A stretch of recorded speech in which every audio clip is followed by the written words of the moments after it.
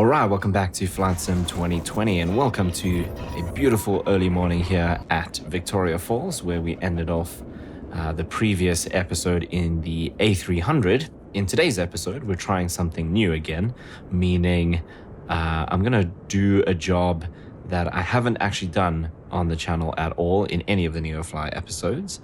And so as you can see, we're back in the Skyvan, and this is the skydive version of the Skyvan. And so we're going to see if we can put some meat bombs up in the air and yeah, follow the instructions that they give us for these skydiving jobs. So one thing about the skydiving stuff is it doesn't happen from the bigger airports. They only actually launch them from some of the smaller airports, which kind of makes sense. You're not going to be doing skydiving operations at some of the big busy airports because it just doesn't make sense. But what we need to do then, first of all, because Victoria Falls is, I think Vic Falls is Class C, we need a Class A or B airport. So we're actually picking up some skydivers from probably less than 5 minutes flight away at Kazangula Airport, which is just a little bit northwest of here. So we're going to hop on over there. I can't remember if it's a dirt strip or if it actually has a paved runway. I think it's a paved runway, but anyway, we're going to stop there first and go pick up our skydivers and then go ahead and drop them where they need to be dropped. So let's see if I can remember how to get the Skyvan up and running. It's an interesting aircraft because a lot of the kind of systems are sort of all over the place. Anyway, let's get, before we even start, we might as well just do fuel like so, and we can do these guys and then the electrical master. That should be up. Right, inverters, normal is up if I remember correctly, like so. And then this should also be up and up for when we want to start the engines. Okay, that should start powering things up. Right, generators should be off at this point, which they are. Yeah, this one is red and that one is silver, but anyway. Okay, so I think that's cool, but what we also need to do, obviously, is lights. So we don't actually have any passengers with us at the moment, but we'll keep those on. Okay, nav lights on. Taxi and landing lights we don't need just yet, and obviously beacon we do, because we are going to start the engines shortly. Let's get these aligning. Right, down here we'll do fuel pumps, and hydraulics we'll do once the aircraft has started. We don't need any anti-ice just yet, or in fact we're probably not going to need it at all today because it is not super cold. In fact, what is the temperature outside? It's currently 19 degrees. So yeah, I think we will be just fine without anti-ice. Right, for this, flaps are up. Let's just check that that is sorted, and so is this. So I guess we put these about there for start. That looks cool. Right, that's gonna have some time to align as we go ahead and start everything up. So let's do engine 1. Everything looks clear. Okay, so we go start. Then we come down here. Okay, engine is spinning.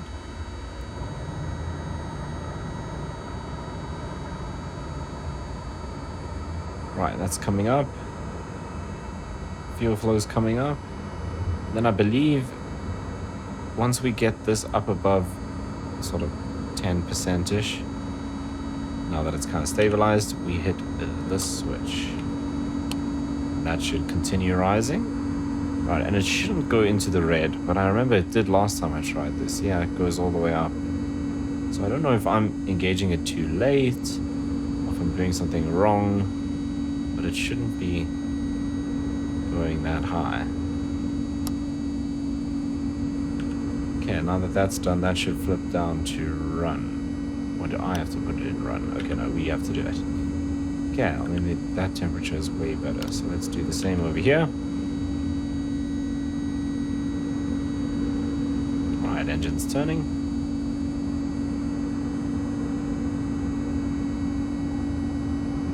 Okay, we can engage this.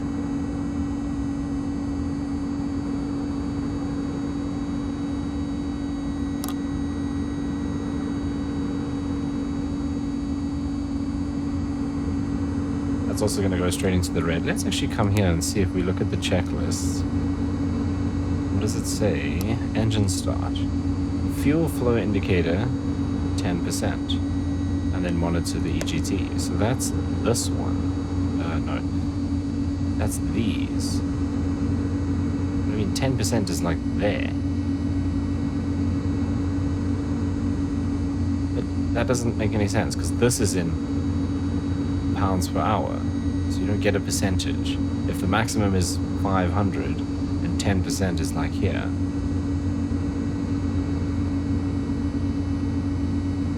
right, anyway, let's come down here, not there, turn on the hydraulics, and then we'll get the generators on, and this should be in the run position.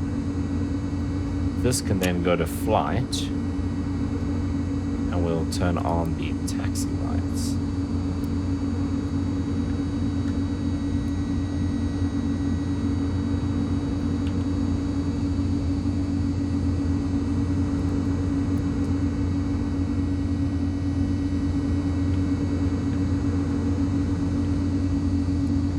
Okay, I don't think we need to turn any of this on, so that's good. Parking brake is still set.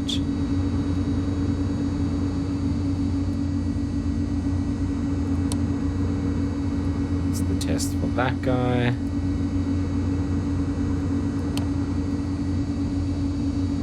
Right, that looks good. This we can put to standby.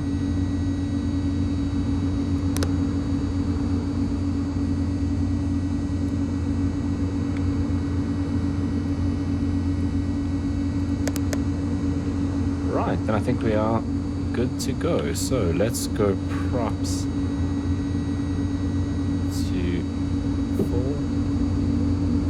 That should start rising now, and we can set our flaps 1 notch. Right, now the other thing, there must be lights for the panels and stuff. Oh, yeah. That hasn't lit up like... I'm sure I'm missing some lights. What is all this? Charging. These are the like circuit breakers and things. So it's not that. I mean, that has added some light, but not as much as I would expect. I'd expect like some kind of backlighting for most of these. I don't see that anywhere though. It's not going to matter in like a few minutes because the sun is coming up.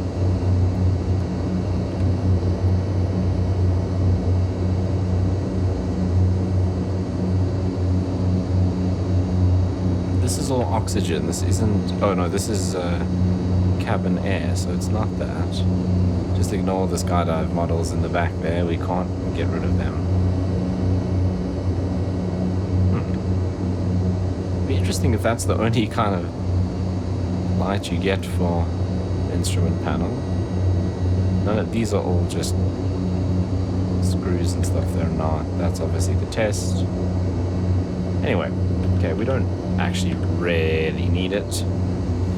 Like I said, the sun is rising. We're actually going to be taking off into the sun. Okay, let's release the brakes.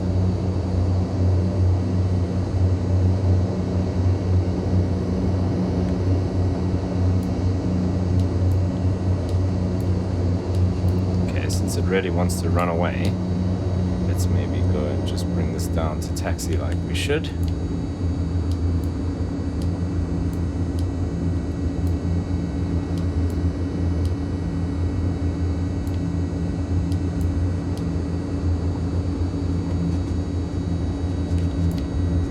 Really wants to accelerate, even with...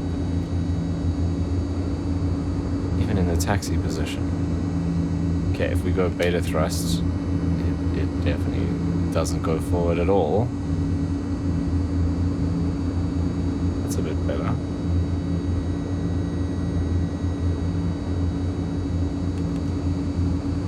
There we go.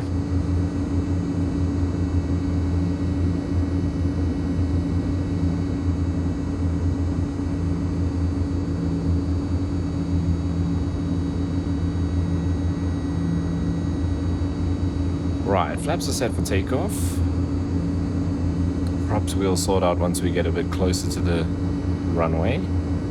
And lights are still on taxi, so we just need to flip those over. I think we'll just take this intersection departure here. Obviously, nice big runway here at Vic Falls.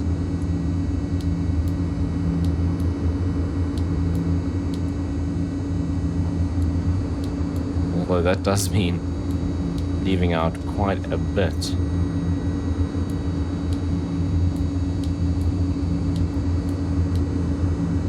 We'll backtrack a little bit.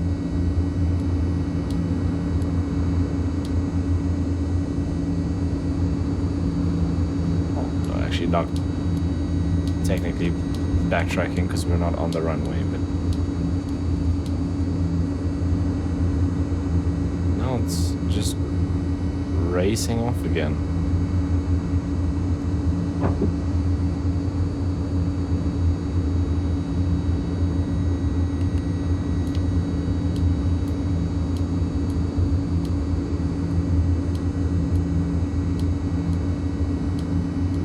Right, I reckon we can use this intersection. Okay, so let's go and do the landing lights once we've made this turn.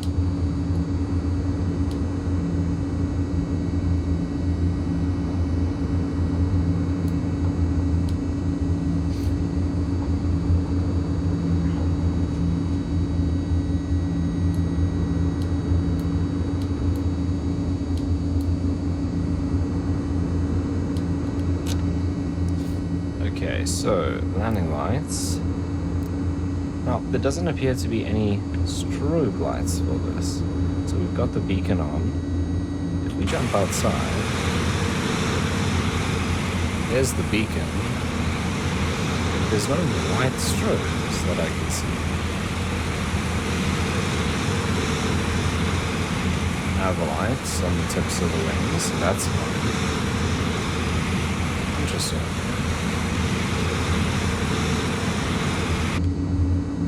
Okay, that's done. Flaps are done. We can now get the props full forward.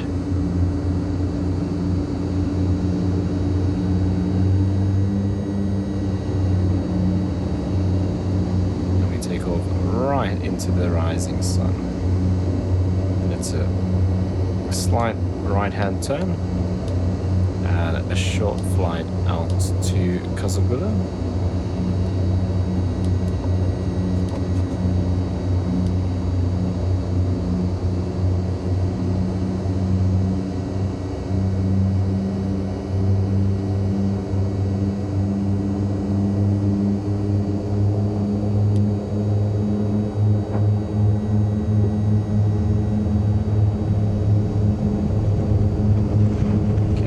Power set.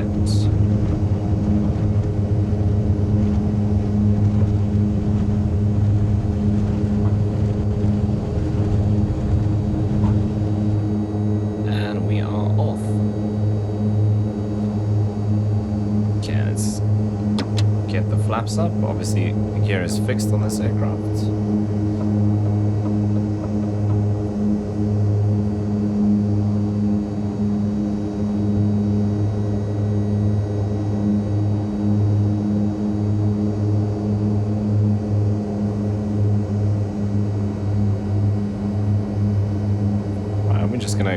Go low level here, so we'll back off the power a bit and back off the props a bit as well.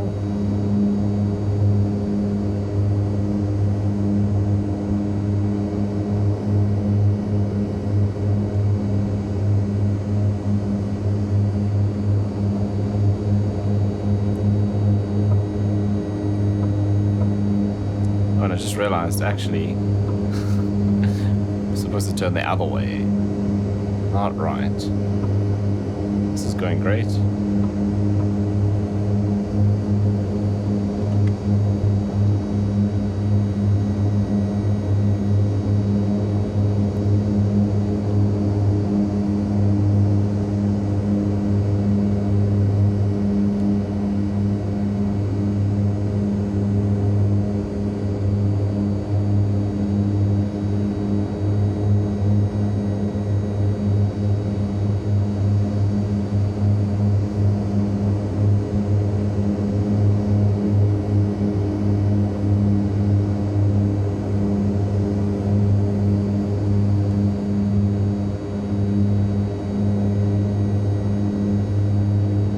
So now we'll make a long sweeping left-hand turn.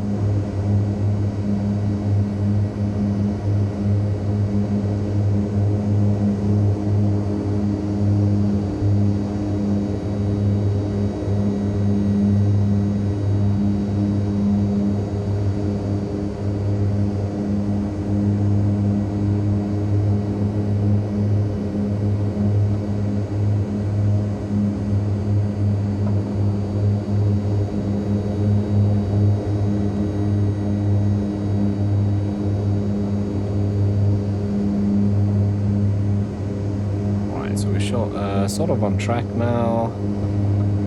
You can see up ahead. Is that actually the falls or is that just the town? We'll see when we get a bit closer. It looks like water out there. It could actually be the river. So yeah, there you can see the gorge to our right. I think we're actually heading directly for the falls at the moment.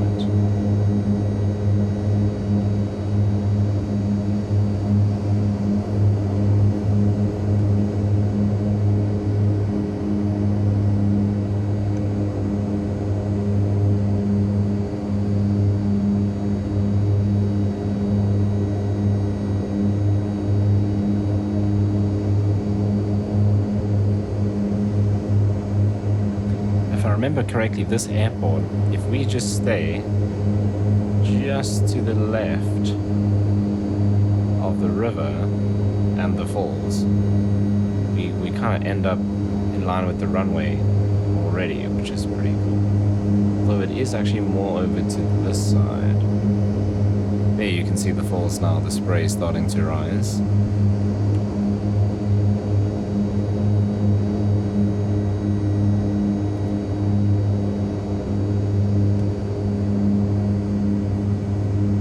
Little airport here, ZW56, is just a heliport. There's no airstrip there.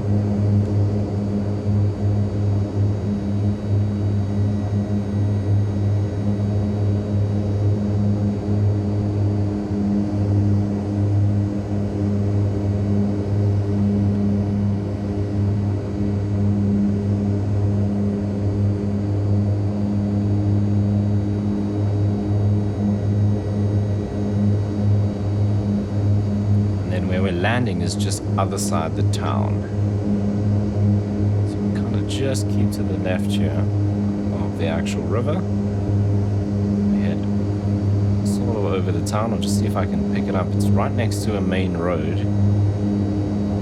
so I'm thinking it's about there somewhere.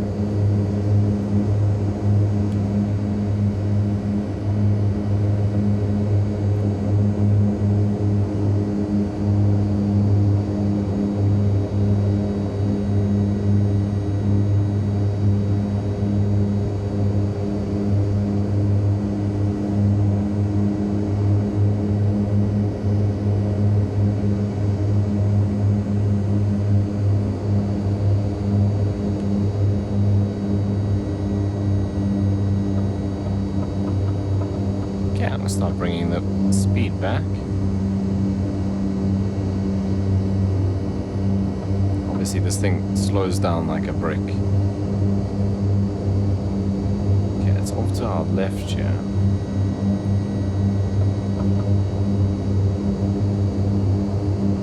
I think it's that there. Right, I think I've got got the airfield in sight. That is a dirt airstrip. Let's start getting some flaps in. Don't need to descend so quickly.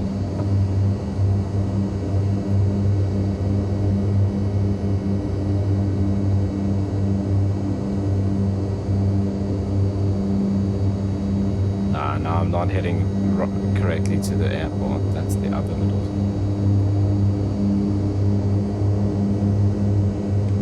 That's just the road. Airport is now more to the right. Ah, there it is.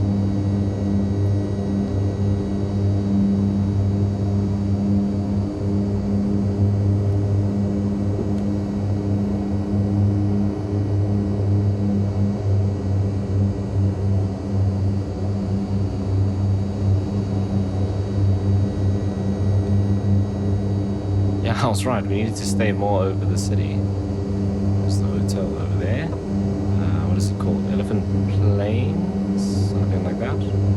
Something to do with elephants. Elephant Hills? Elephant Plains is definitely a place, I just don't know if it's here. Okay, let's get some more flaps in.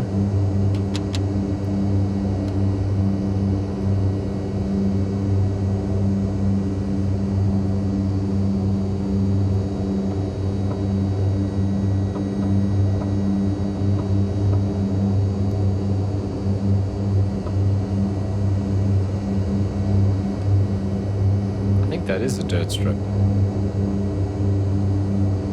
Ah, you see, I thought it was the other side of the highway, or the road.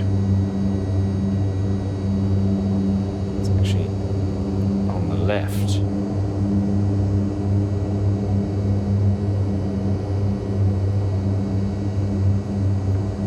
Okay, flaps are full, props full forward.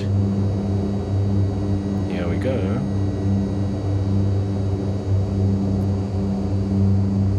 Not too stressed. It's not super wide, but it's a nice long runway.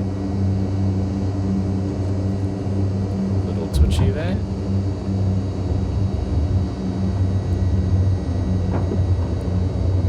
Very twitchy.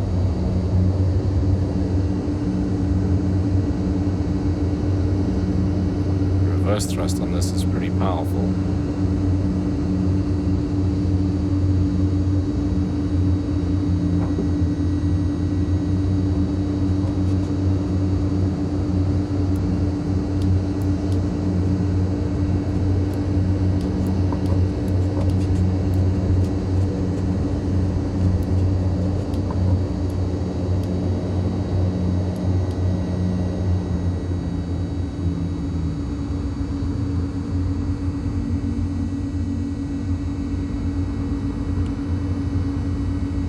Welcome to Kazungula.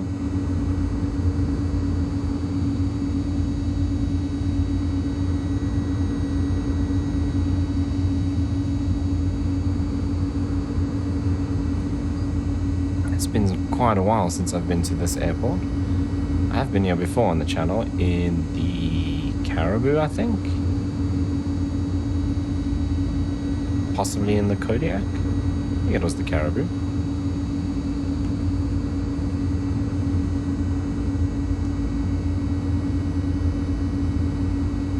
Prepping for early morning helicopter flips over the falls. Right, let's get the flaps up.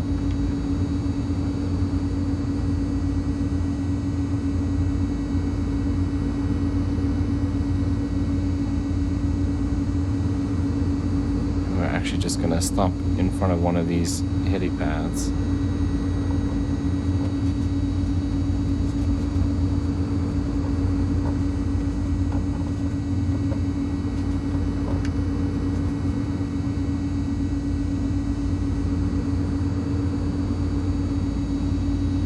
See where our skydiver is going to walk out from the parking.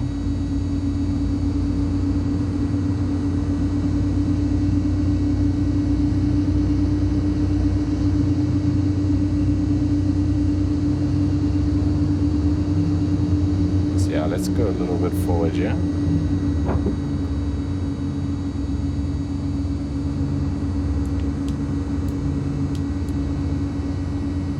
Something like that.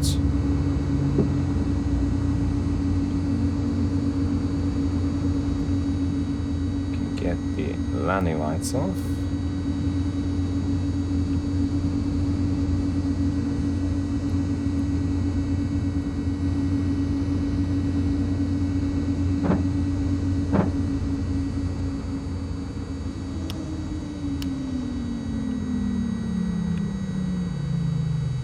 Right, then if we come down here, we should be able to open the doors. Right, there we go. I know the skydiver models are all there already, but let's go and pull up the skydiving jobs. Right, so here we have our little tablet. So let's see what we've got available. These advertising flights, I'm pretty sure I tested this before on the channel. They need the Cessna 152, the banner-towing one. That's something I still want to do. We've got a bunch of normal cargo, VIP, deadline cargo stuff, some illicit cargo, which I haven't done since I owned one tiny little helicopter. Right, so we've got some parachutists going down here. And some more going up here. This one's twice as many people and almost double, pretty much double the amount of money. That's quite a long flight, actually. But I think that's what we're going to take. Distance, 38 nautical miles. Okay, it's not that far. But I thought they'd be kind of closer to the falls and stuff. Let's take that job.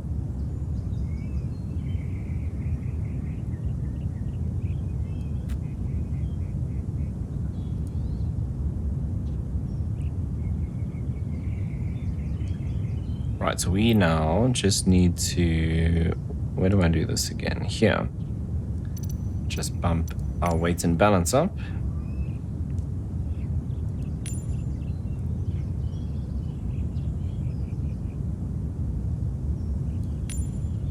Oops.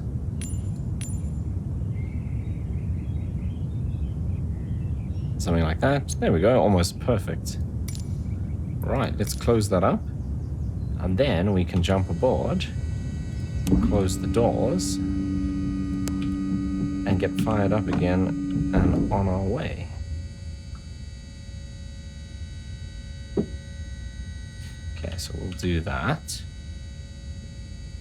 This can come back to ground. That's on, those are all already on. We should probably turn this off and turn these off. That's it, that's it. Cool. Then we just do engine start.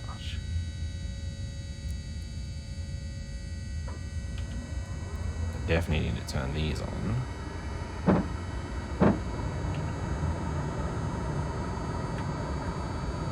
Okay, let's see. Fuel flow is moving, so we can now come and turn that on. Let's see, I turned that on a lot earlier than before. Is that going to make any difference here? Doesn't look like it. Looks like it's going to shoot all the way up into the red. Yeah, standard. Okay.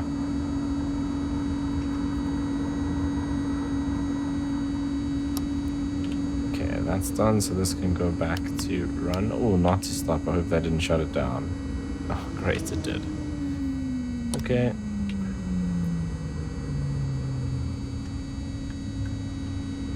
Fuel flow is already up, so...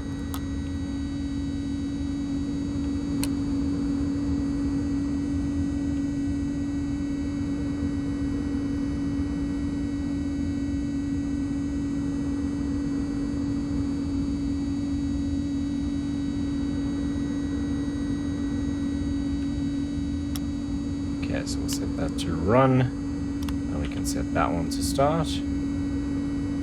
Let's see, as soon as that starts moving, basically.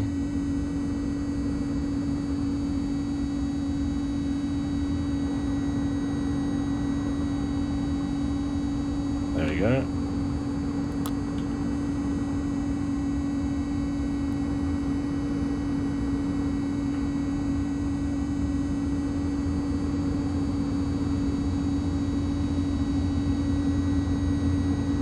also crazy how it goes all the way over 600 and then settles at like 238, 240-ish. Okay, pop that into run. Get these straight back onto landing. Come down here. Hydraulics on and generators on. That's good, that's good. This can go to flight. That's all set. Flaps for takeoff. Right, if we come down here, we're basically going up here. I'm gonna have to pull up the Cowansim tablet again to find the exact point, but we're basically going up there. So it's gonna be, we're taking off in the same direction we're facing now, and then right turn to kind of head northwest, and then cross over the river. Right.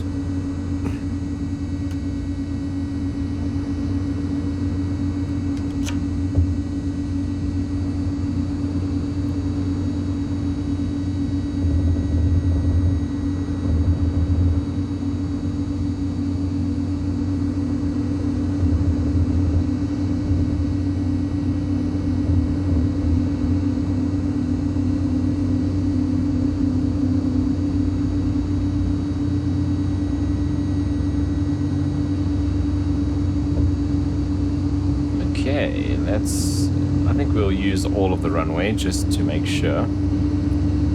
We're a lot heavier now.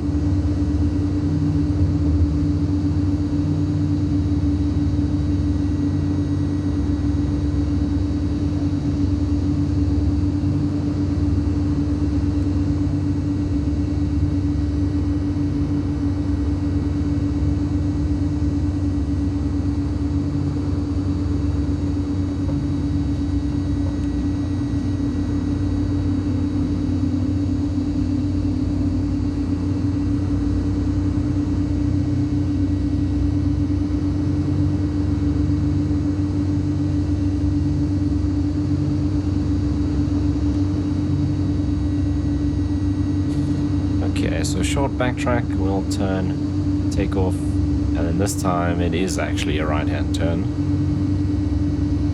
And yeah, once we're kind of cruising along, we'll probably have to just pick up the Cowansim tablet so we can see the exact drop point. That windsock is doing pretty much nothing, so I think we're fine.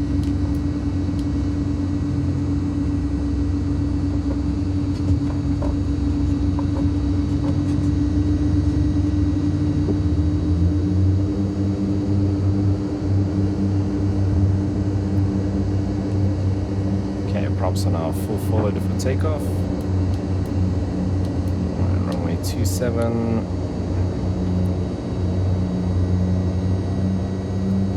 Flaps and landing lights are set.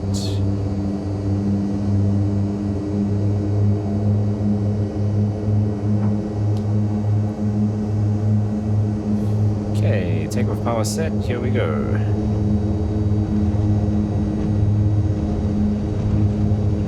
Speed alive. There's 50, 60. We're going at about 75. Oh, this aircraft is super twitchy.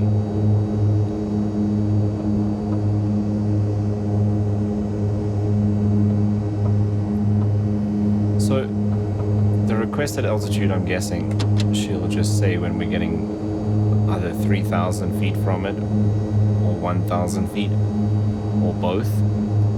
So we're just going to keep climbing.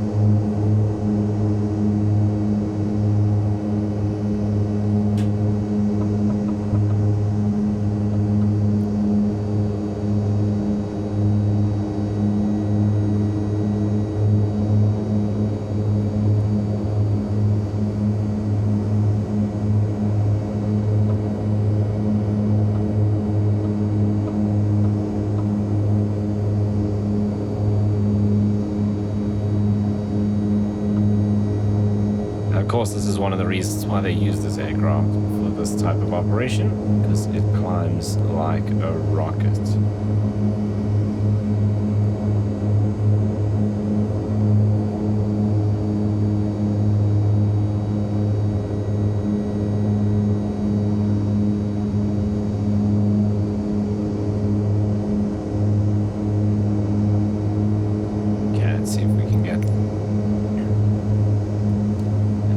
Location.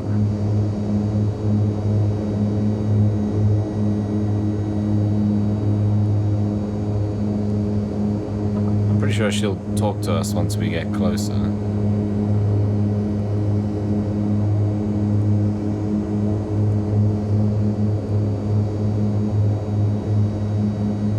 Ah, cool, there it is there.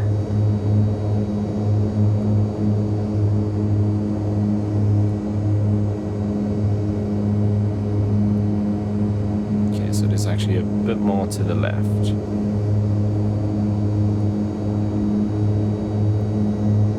Cool, so we can keep our little tablet there, that's cool.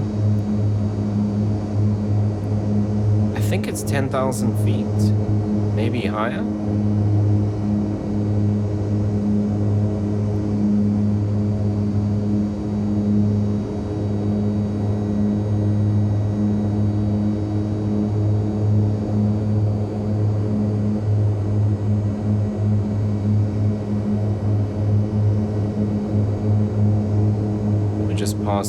7.5 now.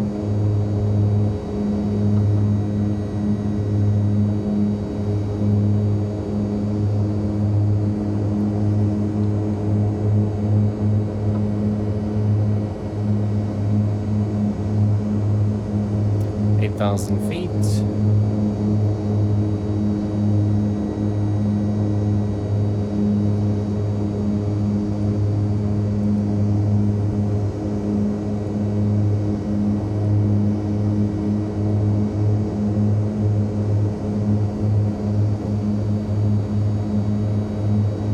Doesn't say anything specific here.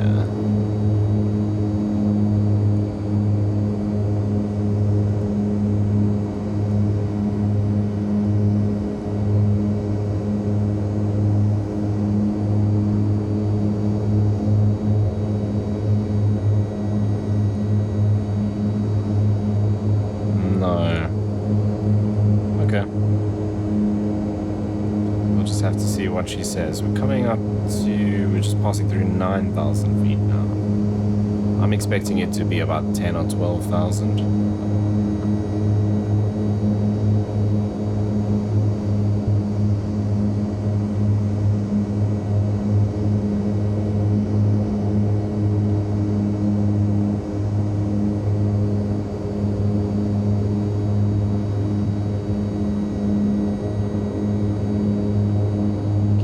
Up to 10,000 feet.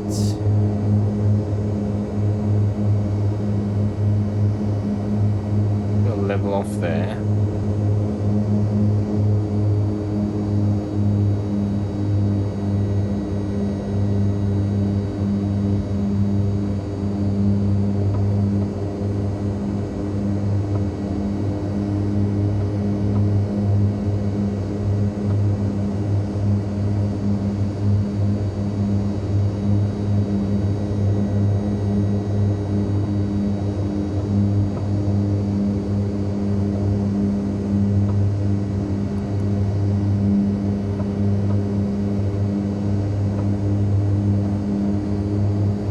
So now we're just going to cruise along for a little bit more and see what instructions we get.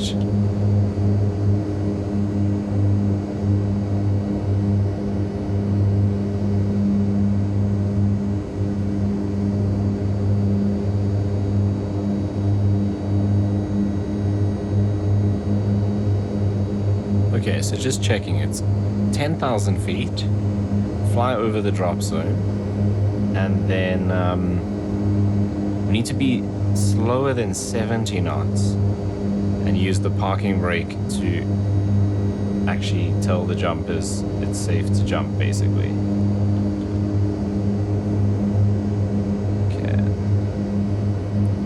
Okay, so 10,000 feet is good. We then just need to get to the drop zone and then slow to 70 knots. That's quite slow.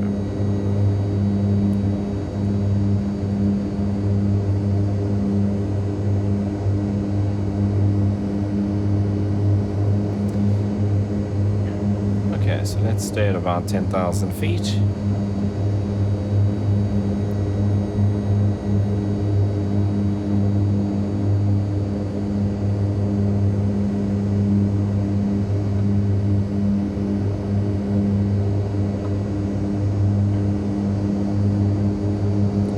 Beautiful day.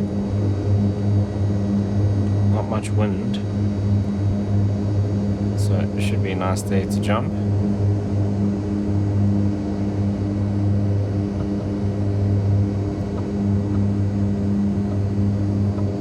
Right, then what I want to do is come down here and engage the autopilot and do altitude hold and heading. We'll just keep it kind of on this heading. Like so. Yeah, I think we're pretty close on the heading. Then we can have a look. So up here we have some controls. Survey. Oh, the survey power is for the obviously the survey aircraft. We can open the cargo ramp from here and then switch on the jump light as we're. Well, we'll open the cargo ramp as we approach the drop zone. And then turn on the jump light. I'm guessing these will be oxygen for the jumpers. I wonder if the jump light is actually modeled. I thought it would be. Ah, yes, they're over here. Cool.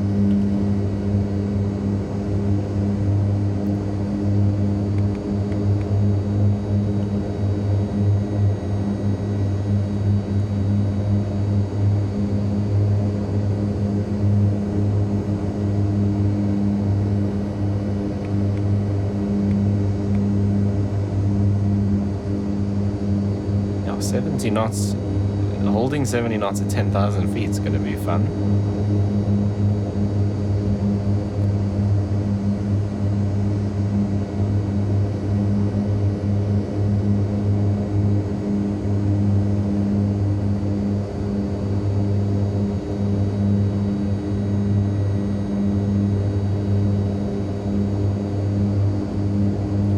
Right, we're not too far now.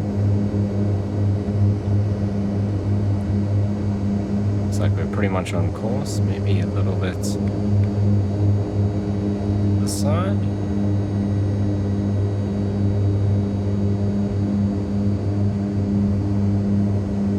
I think our dispatcher will give us a bit of a heads up when we're a couple of miles out.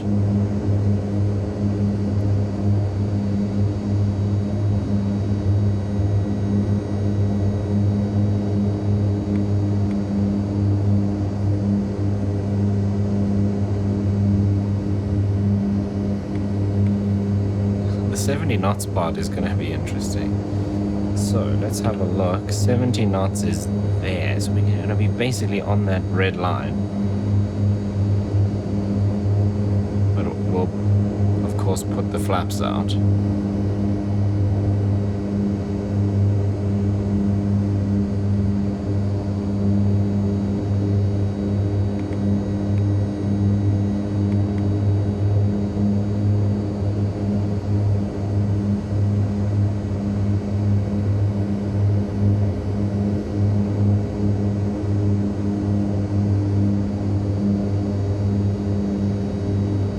Let's get the door open and we'll switch on the light. Now I'm assuming the light, that switch just gives the light some power. It's yellow now.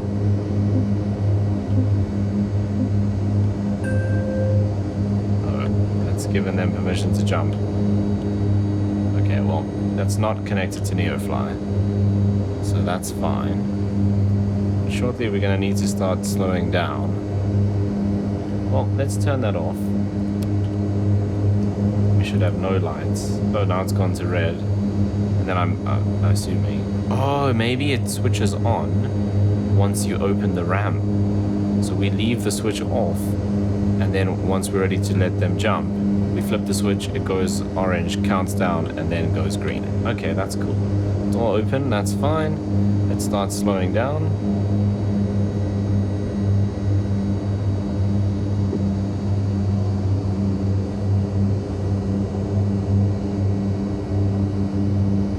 not going to slow down completely because we've still got a little way to go. If we slow down to 70, it's going to take forever to get there.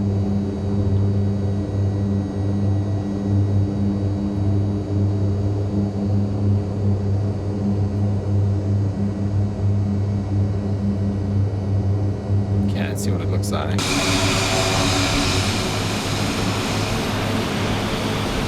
It's pretty cool.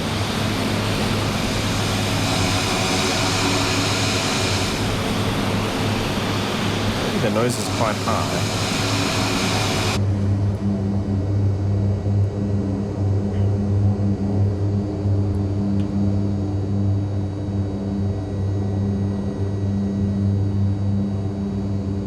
So flaps 18 at 120 knots. Sorry, 128. We're already below that. Let's go flaps 1 then. So that'll help bring the nose down nicely.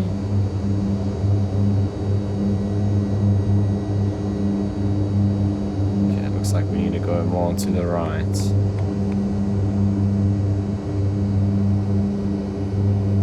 Ah, 10,000 feet AGL. Okay, let's disengage the autopilot. We need to climb more then.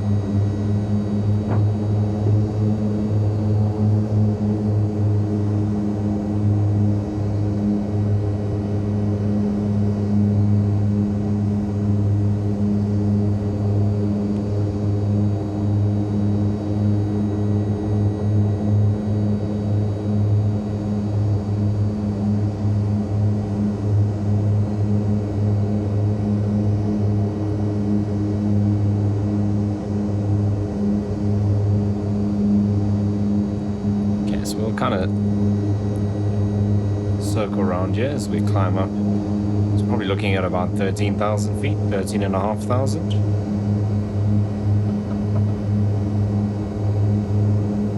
I'm going to start bleeding off the speed in the climb as well because we need to slow down in any case. So I want to be at 13,000 by the time we complete the orbit, so that we can then fly it direct to the drop zone again and release the divers.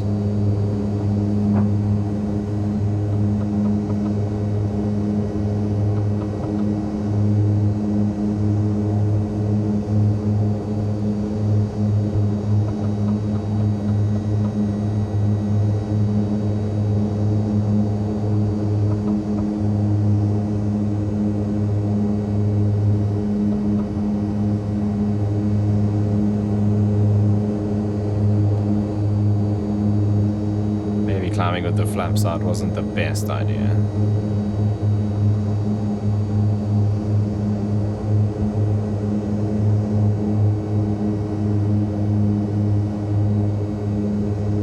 Coming up to 13. So it was about 10,200 feet where she said we're 3,000 feet away. So we're probably looking at... yeah, I'm probably looking more like 3,300.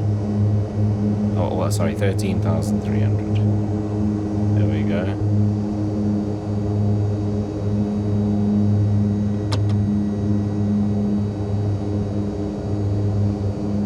Okay, we can stop climbing now. Need to bring the speed down.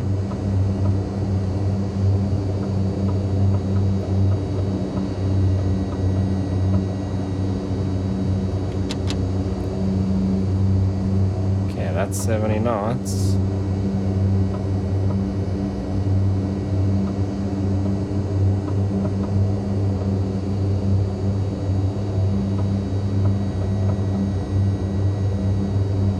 Okay, so if we do this and then set the parking brake, they should jump.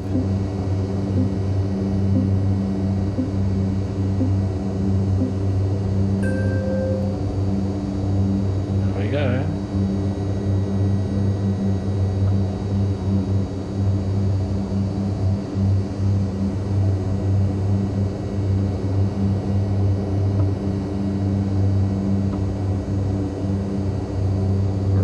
That's that.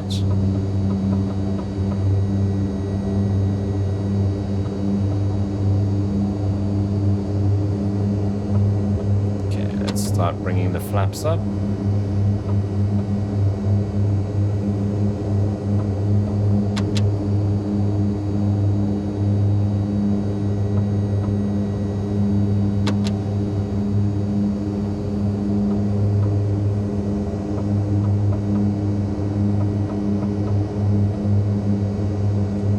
Slowly start descending and make our way back to Vic Falls.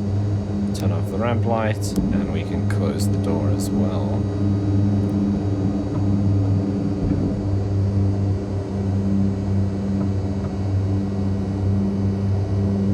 Okay, we don't want to fly back into the drop zone, so we'll keep to this side of it. Where's this road? So if we stay right of the road, we should be good.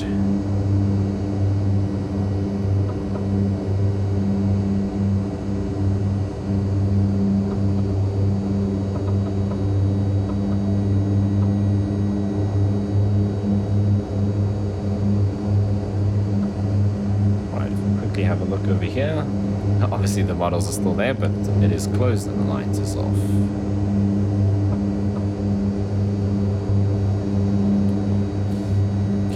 Dump this for now. Yeah, we'll stay on this heading for a bit.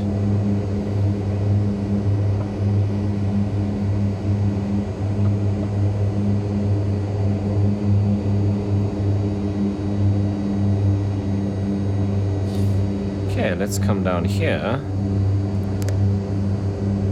and go.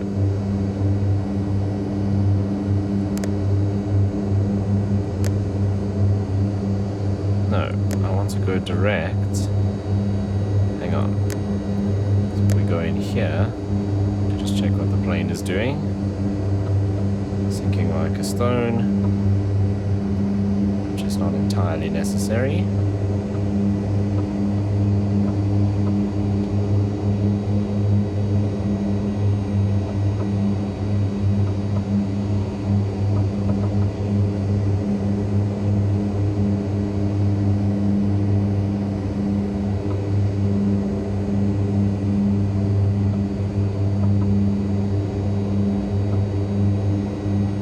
A bit better. Let's go cursor, and if we go direct and say activate, that should now give us a path. Cool, I'm going to stay on this heading until we cross the river. So the drop zone is on our left now. Just stay out of that.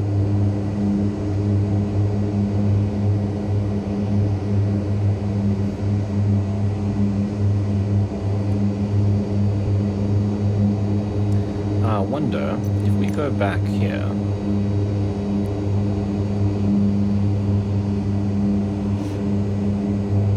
What kind of jobs it'll show us. If anything, because we're in the air.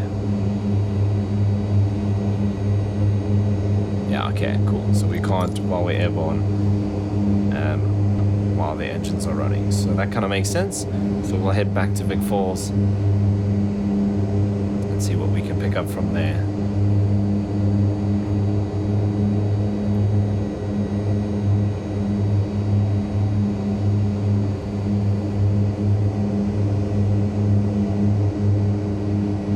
Okay, we're just passing through, coming up to 8,500.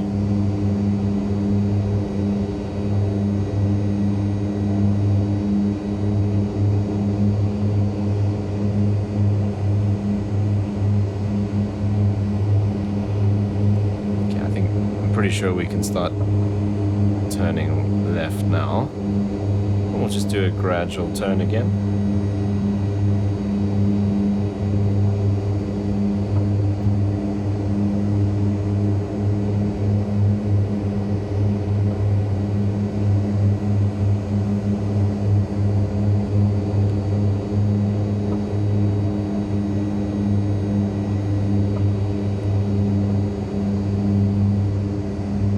That's active sky, just changing the weather.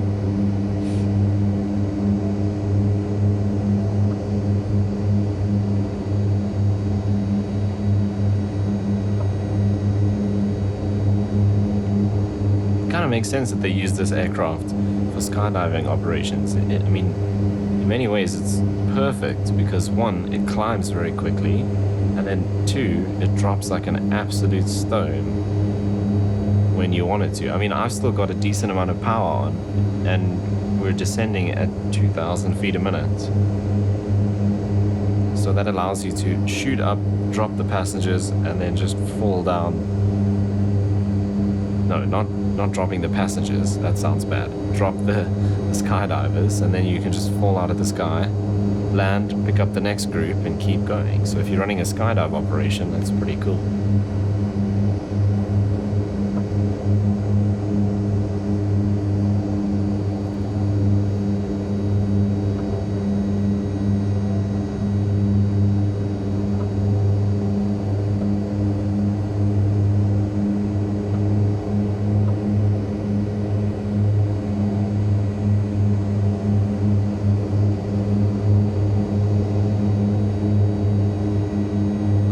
Figured we'd do a bit of a sightseeing flight over the falls as we come back. Are those buildings down there, or are they trees? Oh no, they're just trees scattered in there.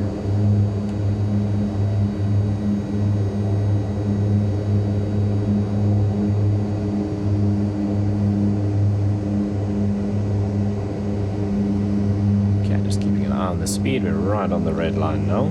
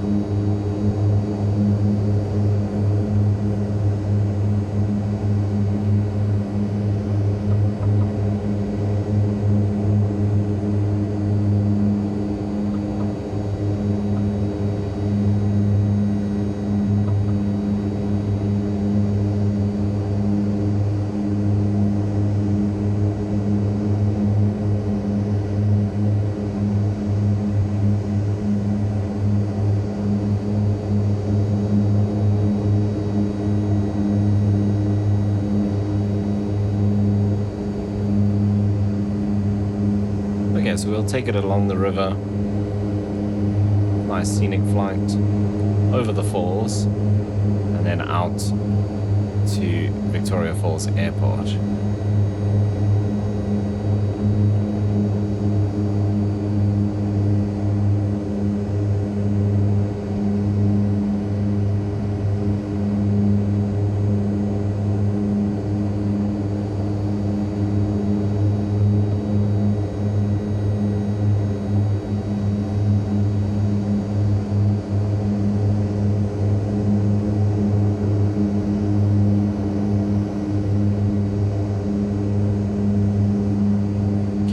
Do need to keep an eye out for is the helicopter charters that go out on sightseeing flights. I'm pretty sure in reality what I'm doing is absolutely not possible because there's a lot of sightseeing operations that happen here, so they'll have like permission to fly in this airspace,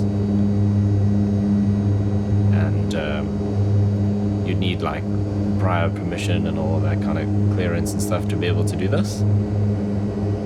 Now, we're not going to see helicopter sightseeing flights, but with the Victoria Falls scenery, there are little microlight sightseeing flights that go around the falls every now and then. So keep an eye out for those as we get a bit closer. Not too far from the falls now.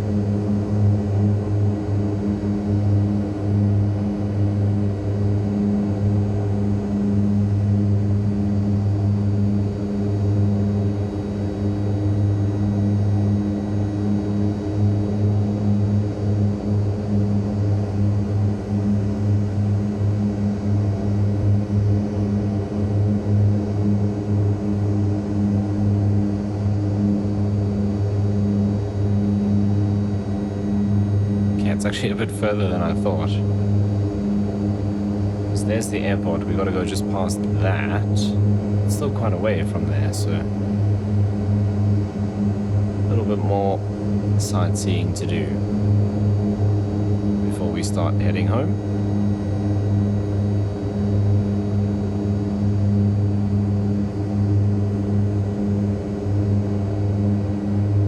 Then I'll see. I think we're going to do one more flight for this episode.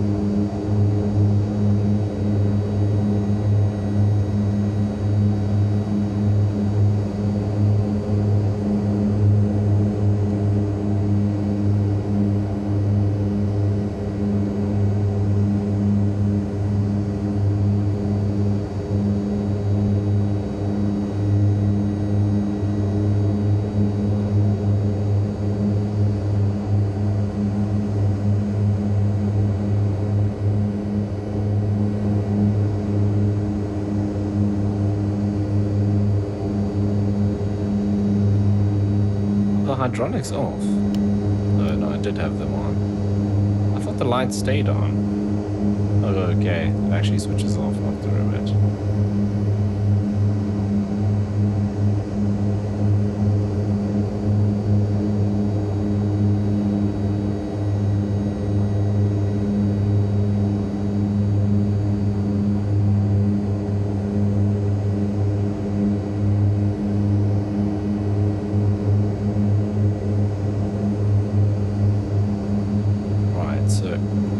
By this airport, which will be on our left. Cowansim is actually coming up on the right, which is where we took off from with the skydivers. So it's just other side that little airport, obviously along the river. And then we can turn right and head to Vic Falls.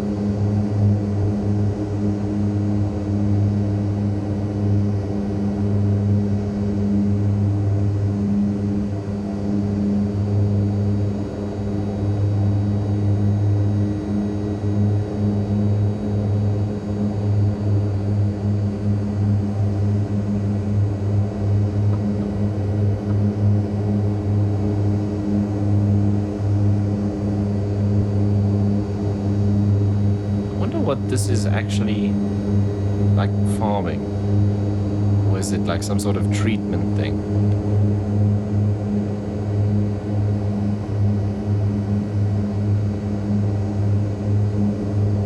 Because I always thought it was like fish or something.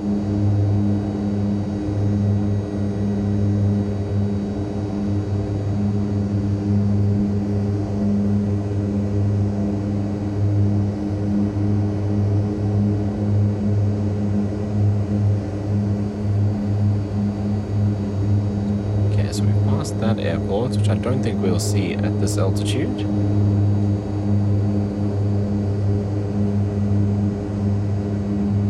And there's the big international airport is over there, and then you've got all these little helipads and airstrips and things that are part of the Victoria Falls scenery.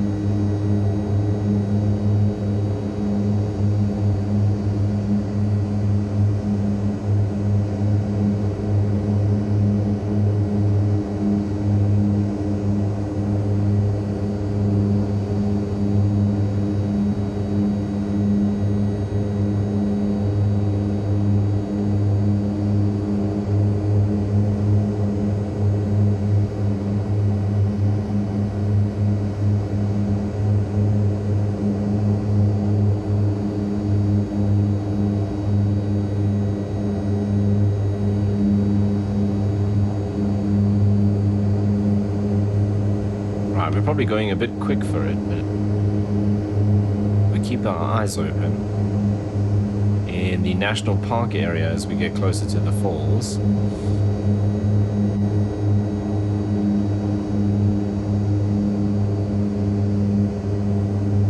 We may actually see some animals if we're lucky. There's elephant out there, there's zebra, giraffe, possibly rhino, hippos, I think, along the riverbanks.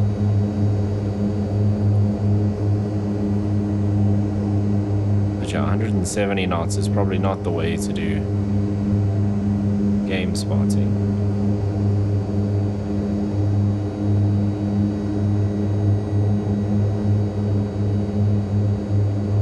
And we're going directly into the sun as well to make it worse.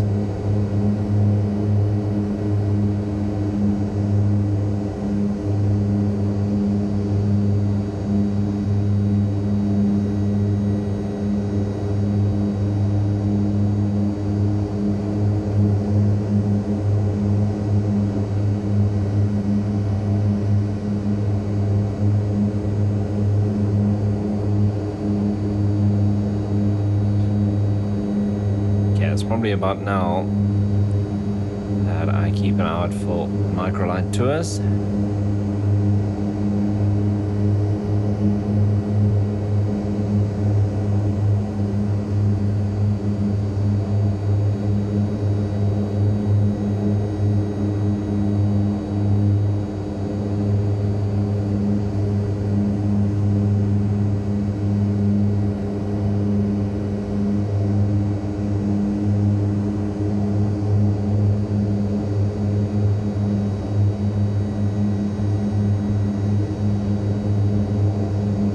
Big hotel on the right. Nothing, no animals down here. Yeah, there are the falls.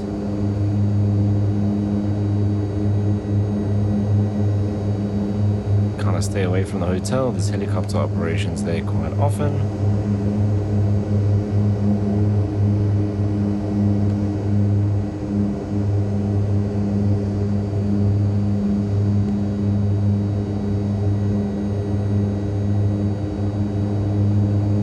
On this side, I think further along though. That might be it there. I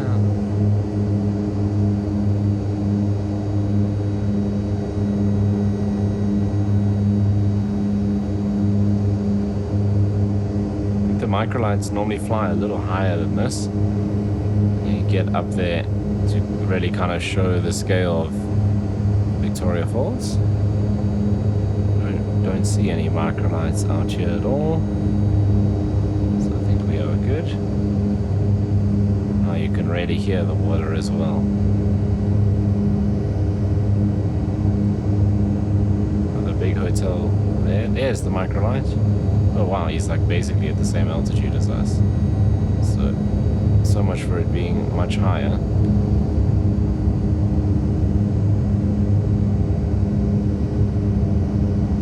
The bridge.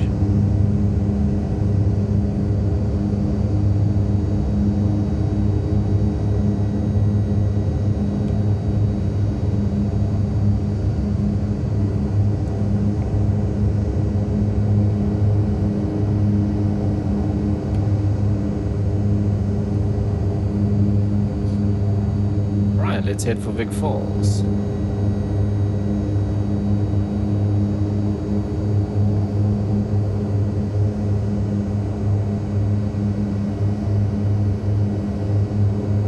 We might actually cut it after this one mission.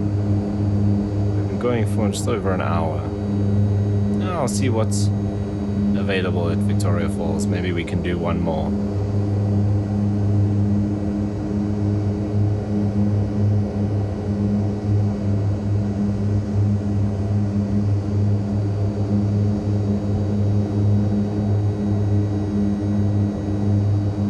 Okay, weather at Vic Falls says... Okay, temperature still 19. Wind 1, 2, 4, and 3.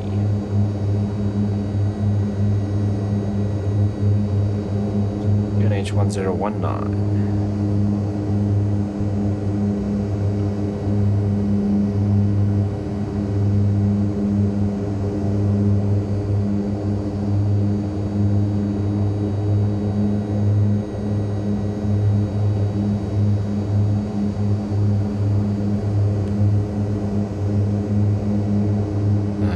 View clouds at 384, 38,400. Interesting. Clear below 20,000 feet. Okay, there's the airport there, I think. Pretty sure that's it.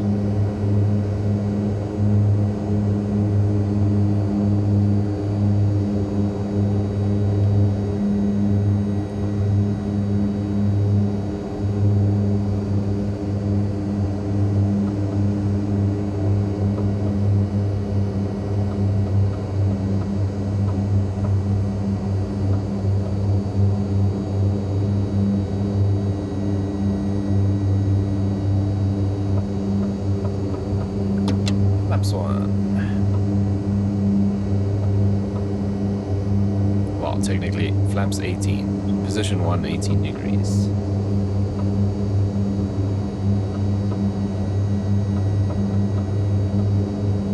Okay, flaps 30, 115, and then 50 at 110. So 28, 15, and 10.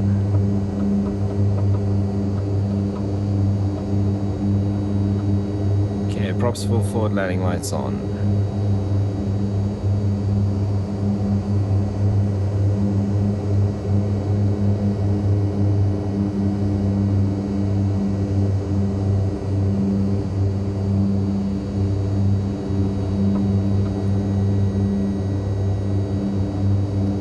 Okay, flaps 2.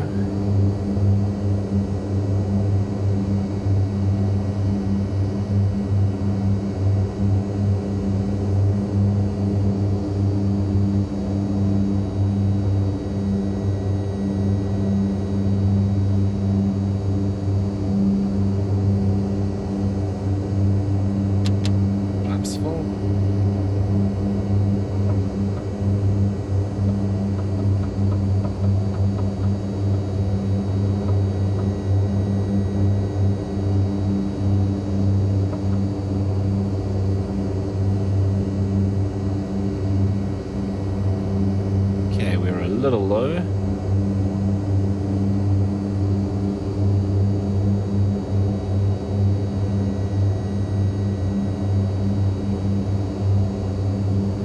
And I'm not even going to need the reverse here.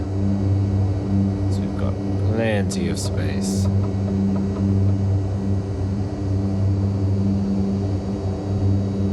little bit of wind, but almost straight down the runway.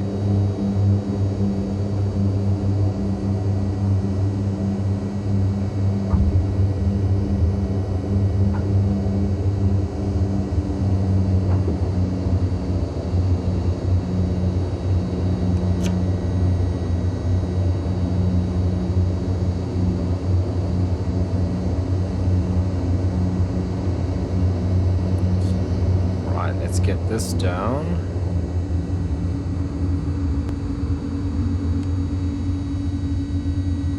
And flaps up. And then we'll exit to the left, switch off the landing lights.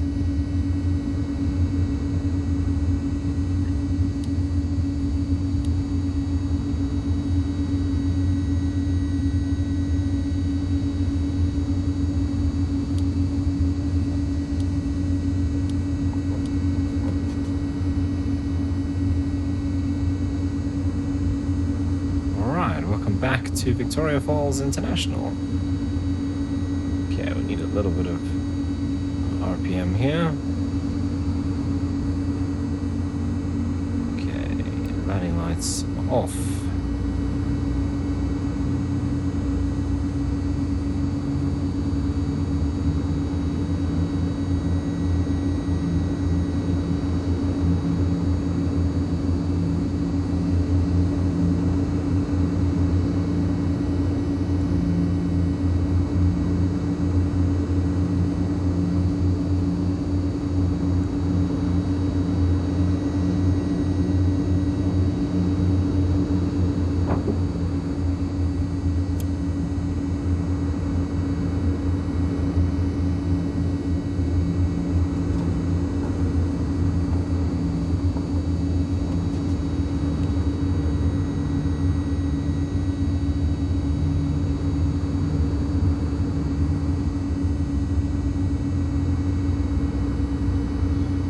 And next left onto the apron, and we'll kind of just park basically where we started this morning.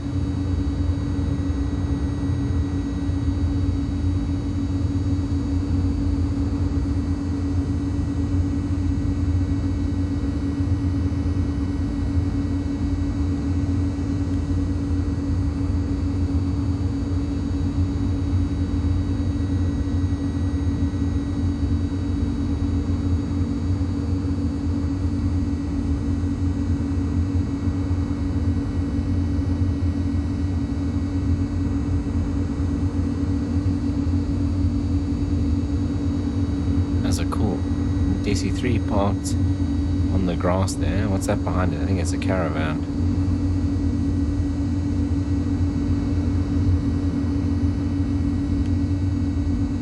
I think there might be a third plane there. Oh no, there's a vehicle there.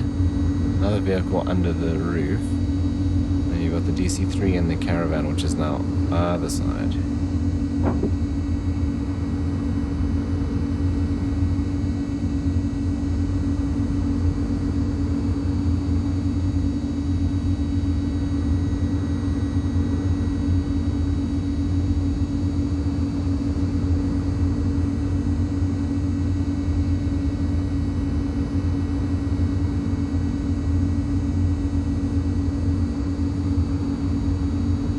Ramp over there, if I remember correctly.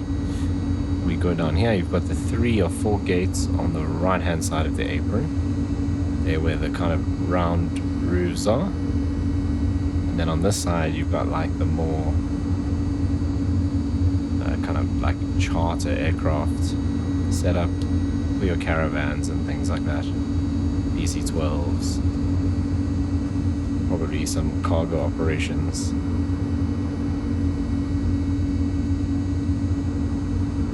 That's where we are going.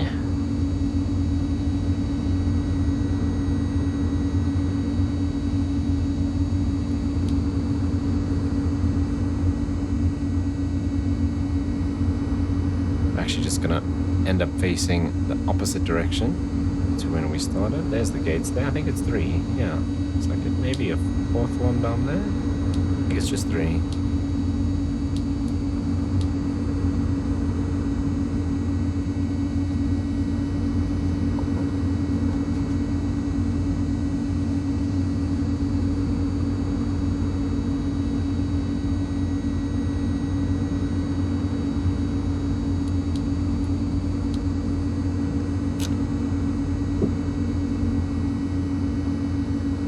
Let's see, can you stop the engines just using these switches? I thought you had to switch off the fuel, but no. Which explains why it shut down when I clicked it into stop instead of into run after we'd started it. Okay, so let's do...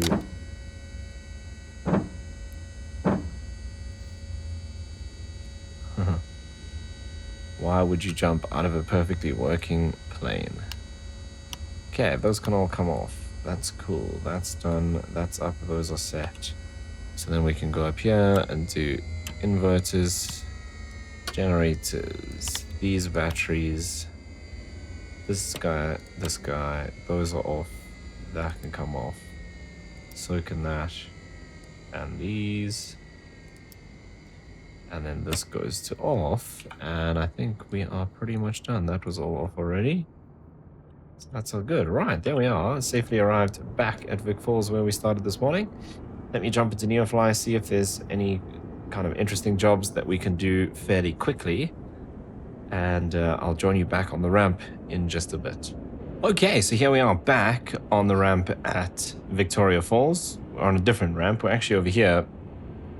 We just pan around on this kind of little private section with the DC-3 and the caravan that we taxied past earlier. And as you can see, we're in the Cowansim Bell 222. And we've got a nice, it's the late afternoon. What's it now? 4 o'clock Zulu. And so we're going to be doing a late afternoon sightseeing flight out to the falls. We'll probably circle the falls once or twice, have a look around, and then we're dropping these passengers. We've got 4 passengers on board.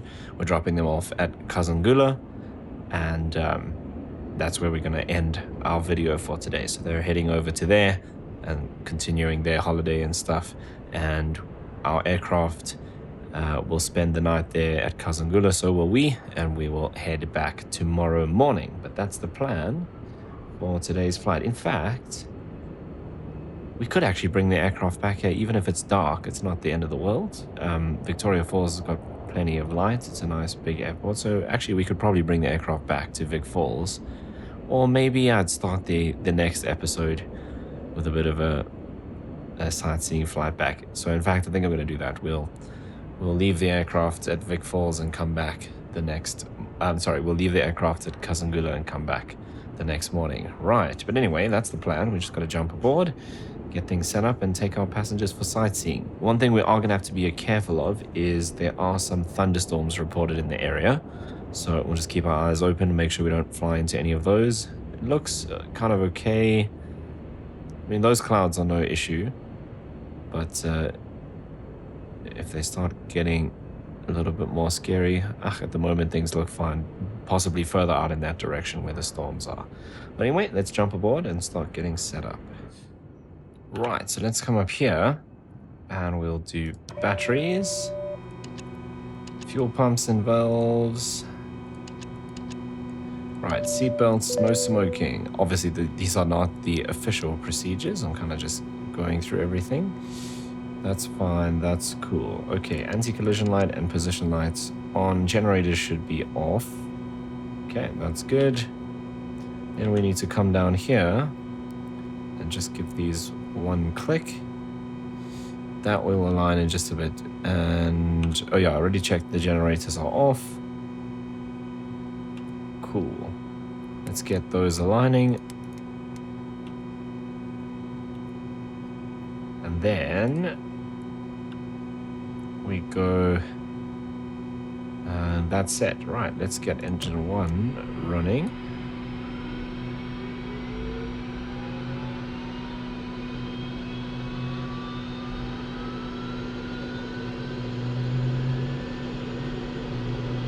Right, blades are turning.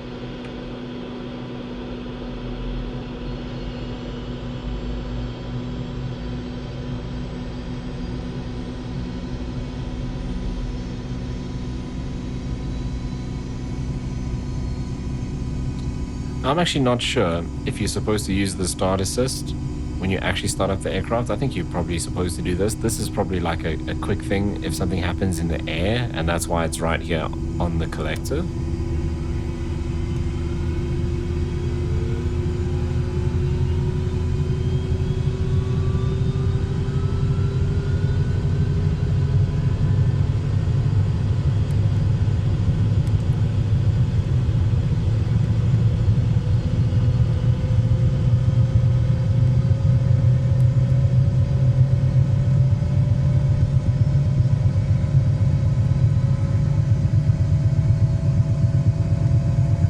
Remember, is it ZW54 or 56? I think it's 56. Oh, it's 54. Great. Okay, that's done.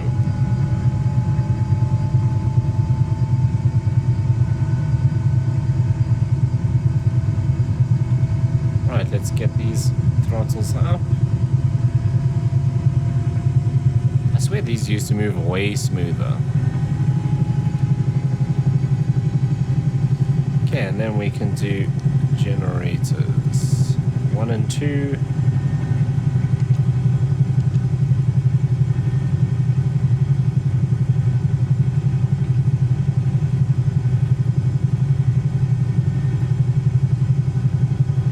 Right, we are good to go.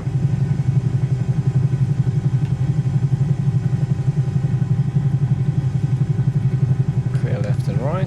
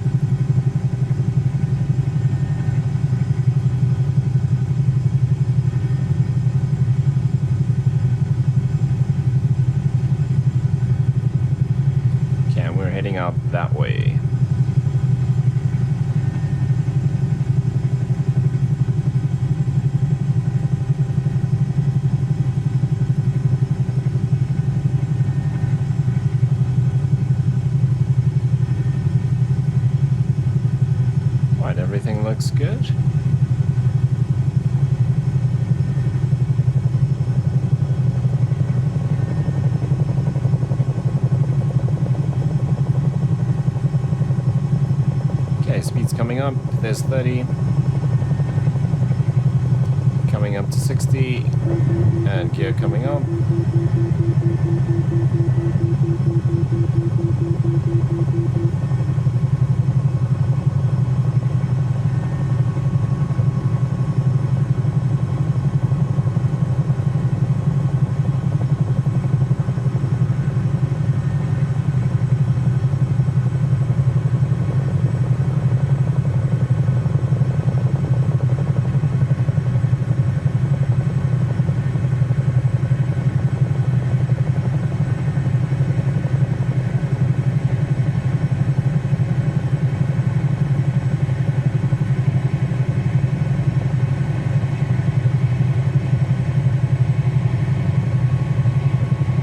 So we're going to take them out to the falls, give them a bit of a look, and then from there straight to Kasangula.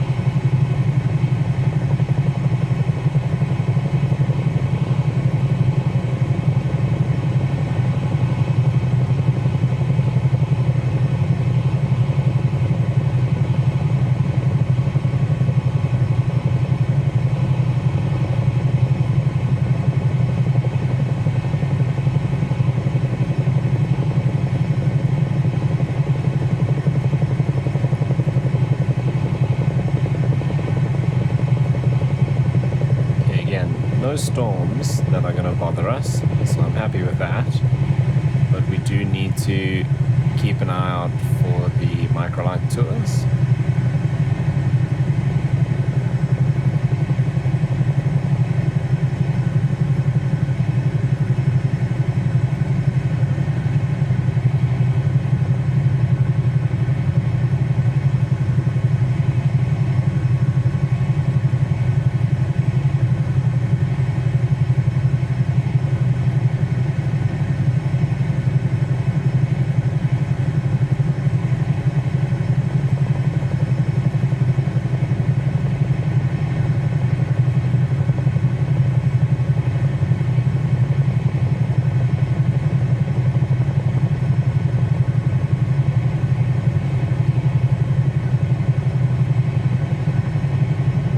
We're feeling really brave, we can land at it's a little helipad right just on the other side of the falls from the direction we're going now. It's on the other side, where you actually have a view of the bridge and all of that, and you can watch them bungee jumping.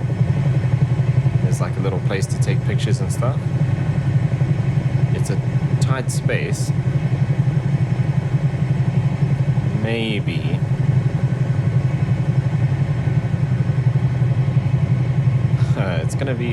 it's quite a challenging little place. I've done it before in the H145, which is a lot more stable with all of its sophisticated systems. This is a little bit more kind of hands-on, twitchy.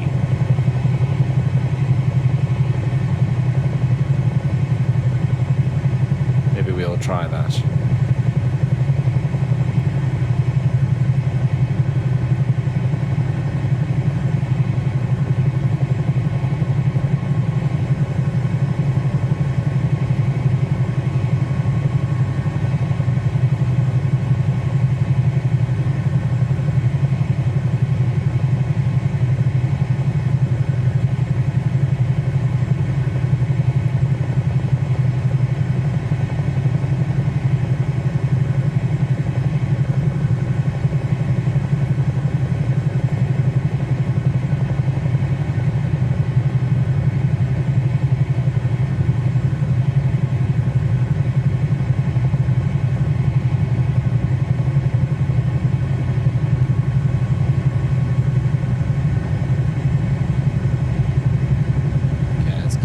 Those microlights.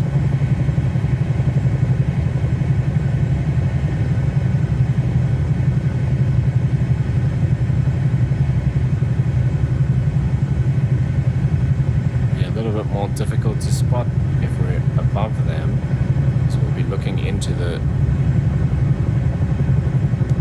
terrain, trees and all the different colors and stuff.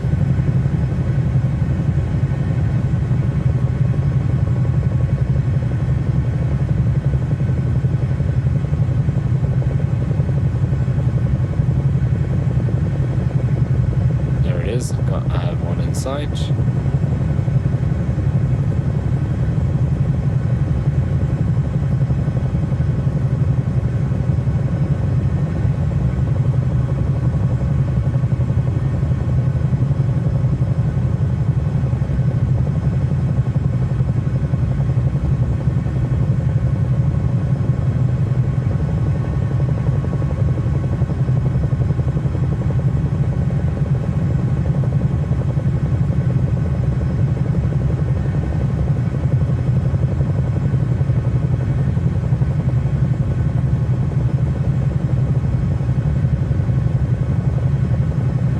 Comes around and flies on this side, their little route. So just need to keep an eye out for it.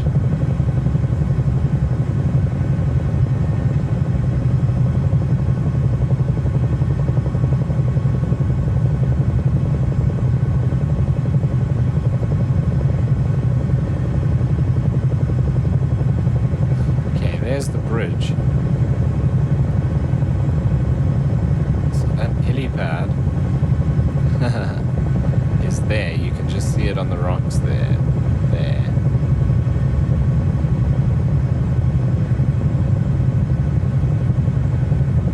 There's the microlights.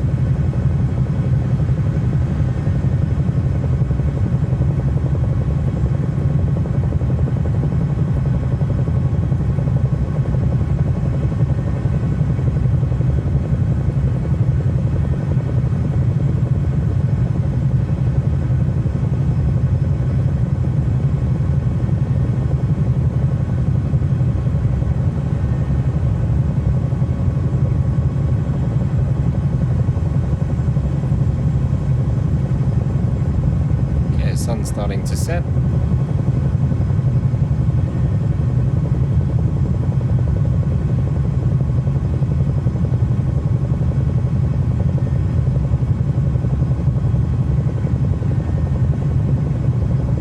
There's the microlight again.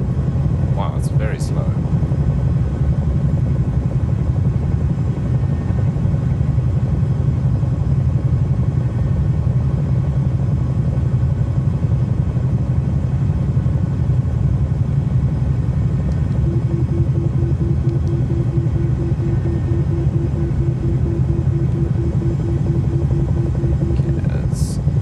Coming down. Now I'm going to do this with the parking brake set because we don't want to roll at all.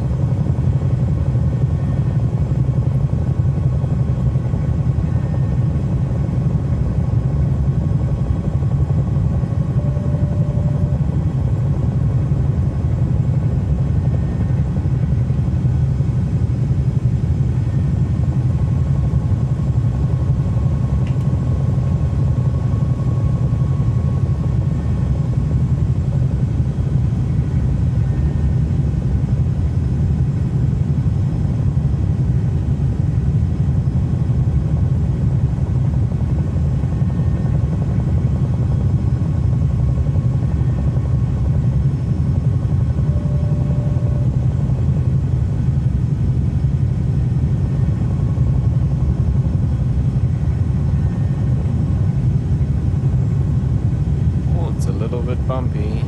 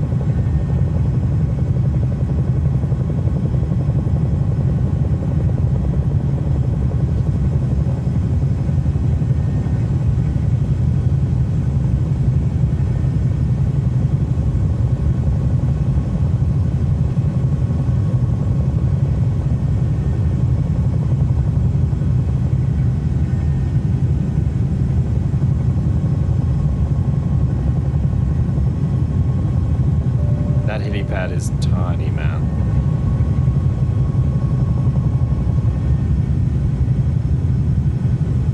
I want to actually try and face the other direction because I think it'll be easier to see. Like so.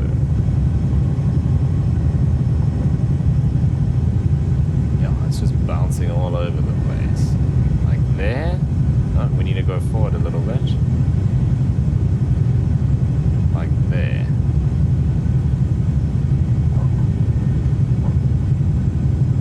There we go. I don't know if the back wheels are actually on. I think the back wheels are off on the rocks. Oh no, we're on it. Okay, that's pretty good, I reckon.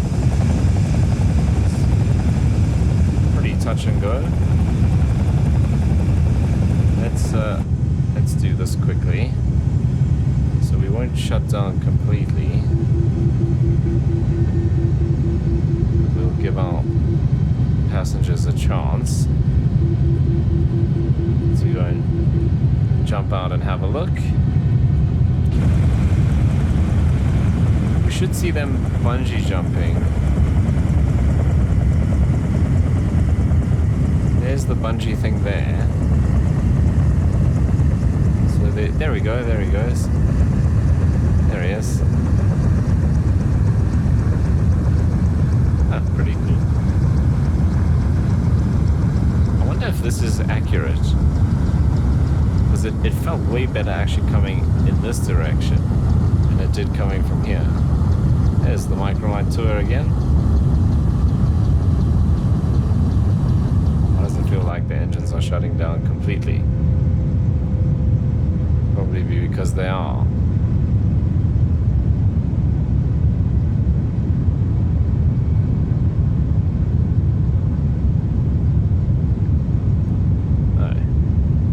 Not supposed to be able to roll all the way down. You're supposed to have to do that.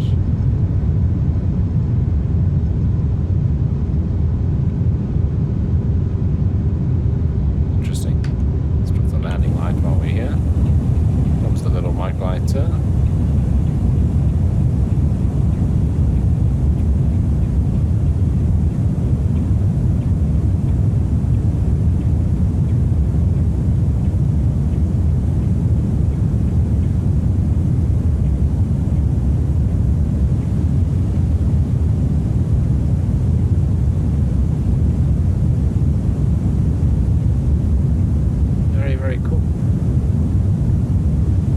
Sounds as well. You can hear the roar of the water.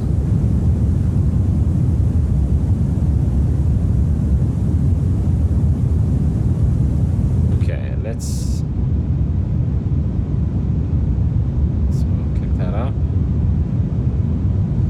And to engine 1 again, I guess.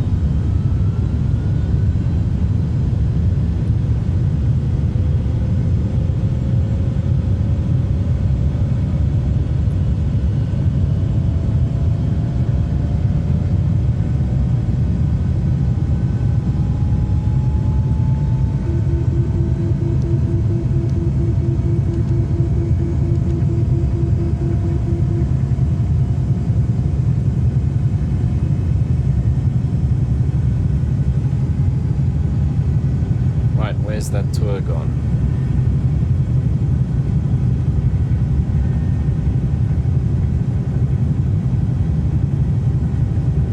Don't see it at all. So perhaps he's further out that way.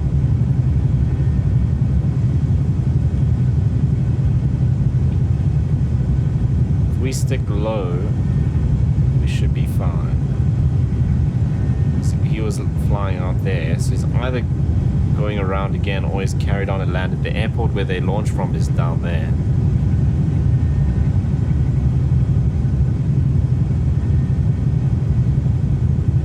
Okay, I think we're good. Right, we'll keep the parking brake on. That's fine. Otherwise, all the other lights are off. Okay, let's try and keep it nice and stable here.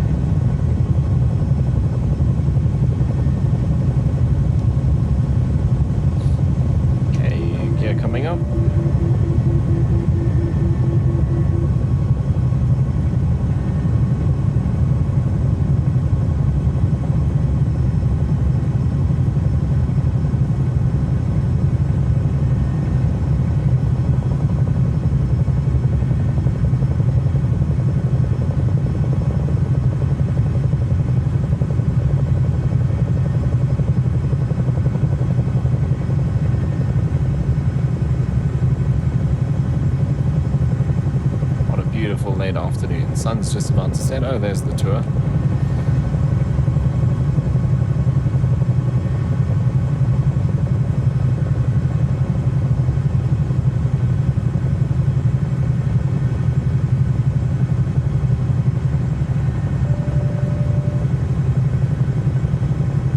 Okay, we head past the hotel here.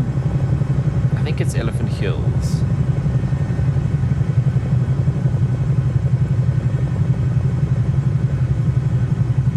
Elephant Plains is a place, it's just not this one.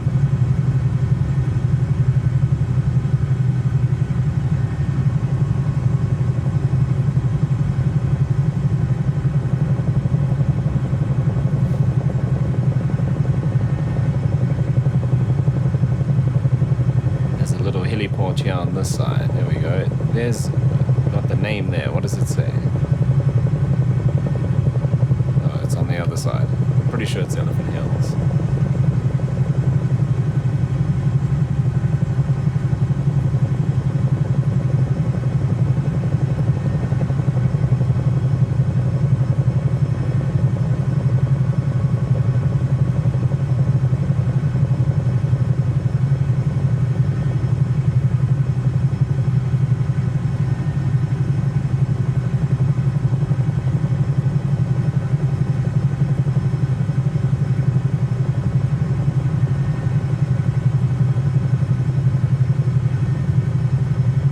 End off just before the sun sets.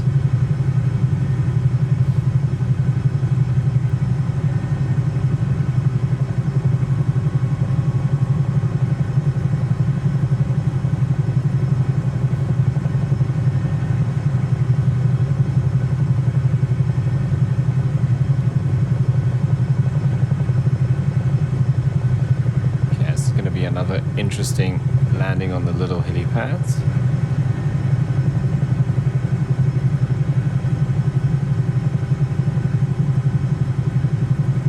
Now with this helicopter, I find it kind of hard to judge how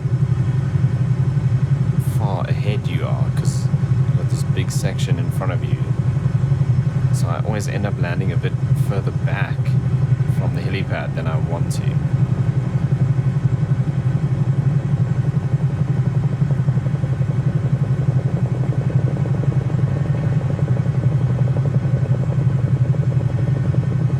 That helicopter's on the far right. We've got the two helipads there. We've got the small one here.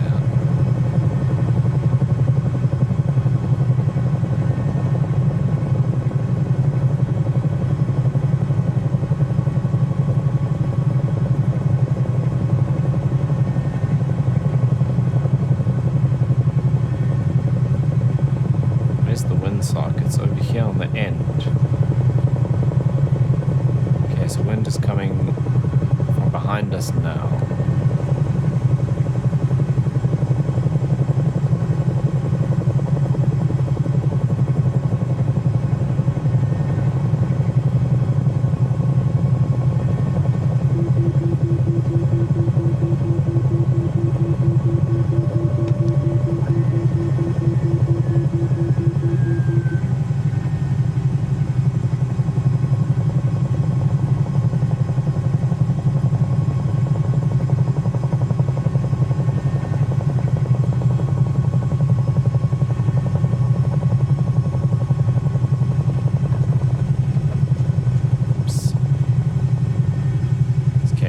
bit too fast there. See, now this is the issue. I don't know where the helipad is. Obviously, in reality, you can look left and right. But if I do that, I'm going to lose my visual reference. Okay, so let's just track it back a little bit. Okay, there's the helipad there. So I was kind of just over it.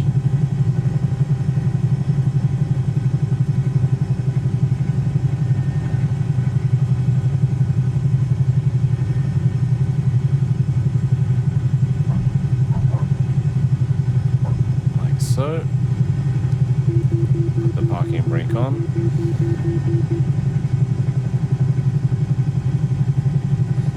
Right, how did I actually do? Oh geez, I'm far to the left, to the right. I need to go further left.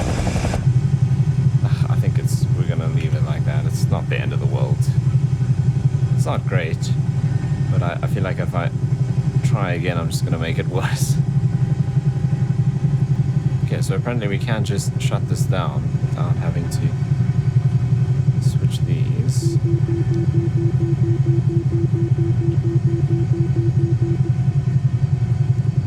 So let's see, if I do this, I'm supposed to do that and then it goes that extra click, but it's not doing that.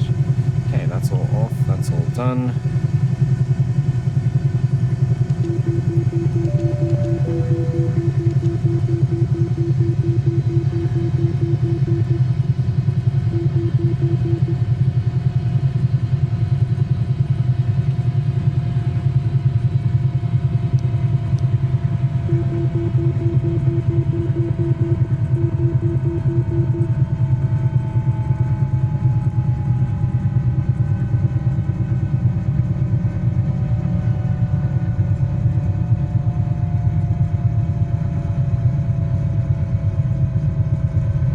Shut that down shortly.